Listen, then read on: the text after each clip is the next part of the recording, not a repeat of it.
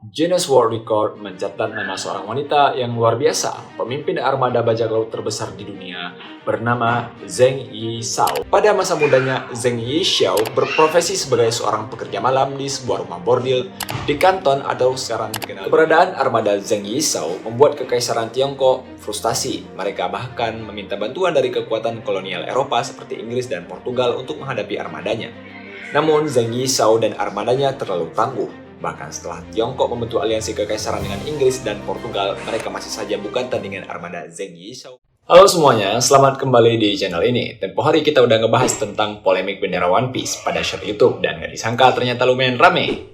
Ya, untuk ukuran akun ini ya bisa dibilang rame dan maka sesuai janji kita bikinlah video ini.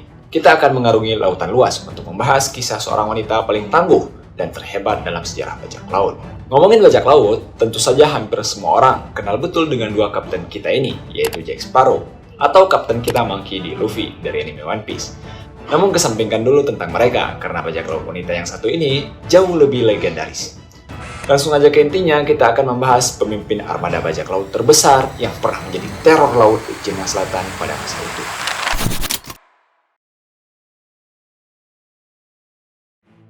Guinness World Record mencatat nama seorang wanita yang luar biasa, pemimpin armada bajak laut terbesar di dunia, bernama Zheng Yishao atau juga dikenal dengan nama Qing Shi. Zheng Yishao yang berarti istri Zheng atau jandanya Zheng, sebenarnya terlahir dengan nama Shi Shangku. Dia lahir pada tahun 1775 di sebuah desa nelayan kecil di Tiongkok. Keluarganya bukan orang kaya maupun terpandang, tanpa privilege sama sekali. Pada masa mudanya, Zheng Yishao berprofesi sebagai seorang pekerja malam di sebuah rumah bordil di Kanton atau sekarang dikenal dengan Guangzhou, Cina, pada akhir abad ke-18. Sebenarnya tidak banyak fakta yang bisa kita tahu mengenai masa kecilnya Zheng Yishao. Bahkan nama kecilnya yang Shi Shangku juga sebenarnya hanya diketahui dari beberapa sumber yang menyebutkan bahwa Shi Shangku adalah nama pribadinya sebelum ia dikenal sebagai bajak laut wanita yang legendaris. Pada tahun 1801, Shi Shangku, yang merupakan nama kecil dari Zheng Yishao, menikah dengan Zheng Yi, seorang bajak laut yang terkenal dan berpengaruh di Laut Cina Selatan pada saat itu. Sebenarnya ada beberapa versi cerita mengenai bagaimana pernikahan ini terjadi. Ada yang bilang karena terpesona pada Shi Shangku, Zheng Yi melamar Shi Shangku menjadi istrinya. Versi lain menyebutkan kalau Zheng Yi memerintahkan anak buahnya untuk menyerbu rumah bordil tempat Shi Shangku bekerja dan menculiknya kepadanya, lalu mereka menikah. Pernikahan ini disepakati oleh Shi Shangku dengan syarat bahwa Shi Shangku akan memiliki kekuasaan yang setara dalam organisasi bajak laut Zheng Yi dan akan menerima bagian yang sama dari hasil jarahan bajak laut. Memang apapun profesinya, woman is woman. Akhirnya mereka menikah dan Shi Shangku resmi dipanggil Zheng Yishao atau artinya istri Zheng Yi. Dari awal pernikahan, Zheng Yishao sudah menunjukkan kecerdasan dan ambisi yang luar biasa. Dia bukan cuma pendamping suaminya, tapi aktif terlibat dalam strategi dan kepemimpinan armada bajak laut.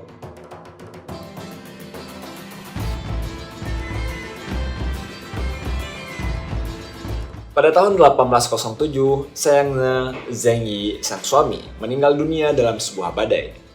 Ini adalah momen krusial. Biasanya, kematian pemimpin akan memicu perpecahan atau perebutan kekuasaan. Tapi hal ini tidak berlaku bagi Zheng Yishao. Dengan cerdik dan berani, dia berhasil mengambil alih kepemimpinan seluruh armada suaminya.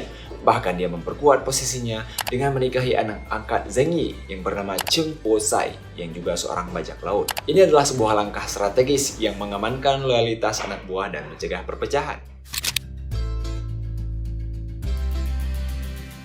Di bawah kepemimpinan Zheng Yishao, armada bajak lautnya yang dikenal sebagai armada bendera merah atau Red Flag Fleet tumbuh menjadi sebuah kekuatan maritim yang belum pernah ada sebelumnya.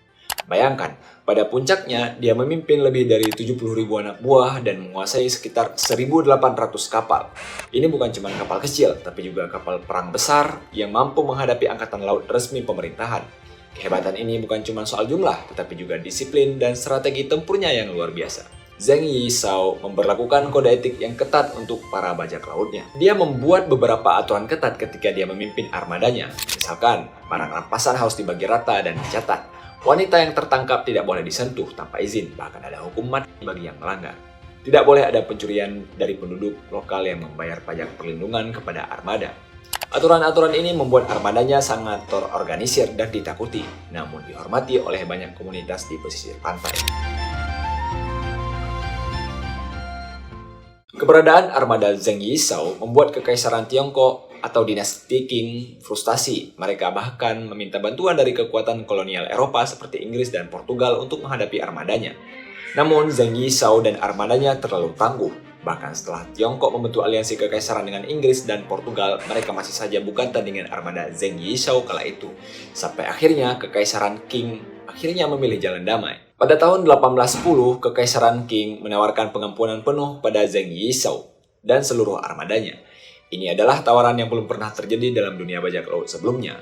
Biasanya, akhir kehidupan normal dari seorang bajak laut tidak berakhir dengan baik. Kalau nggak ditangkap, dihukum mati atau dibunuh dalam pertempuran.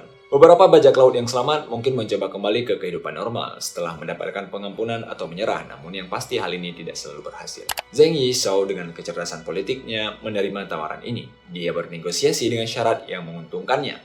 Para bajak lautnya diizinkan menyimpan sebagian rampasan mereka, dan sebagian dari mereka diintegrasikan ke dalam angkatan laut kekaisaran pada saat itu.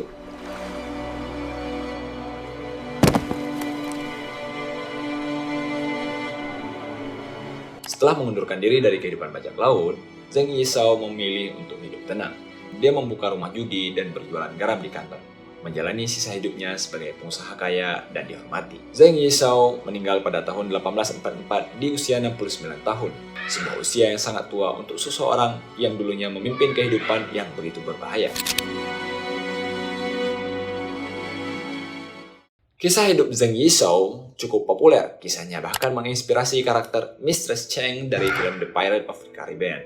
Kisah Zheng Yizhou adalah bukti nyata bahwa kekuatan, kecerdasan, dan kepemimpinan tidak mengenal batasan gender dan latar belakang sosial. Dia berhasil menantang sistem, mengukir namanya dalam sejarah, dan meninggal sebagai wanita yang bebas dan kaya. Dari kisah Zheng Yizhou, kita dapat belajar bahwa visi, keberanian, dan kemampuan beradaptasi bisa membawa seseorang mencapai hal-hal yang tidak terbayangkan. Bahkan dalam situasi yang paling menantang sekalipun, dia menguasai lautan bukan hanya dengan pedang, tapi juga dengan akal dan strategi. Begitulah kisah dari Zheng Yizhou atau Qingxi, pemimpin armada bajak laut terbesar di dunia dan seorang wanita. Anyway, thanks buat semua yang udah support, I'll do my best. Kalau kalian suka dengan video ini, ayo tinggalkan like dan subscribe. Komen mau dibuatin video apa selanjutnya. I'll see you next time. Bye.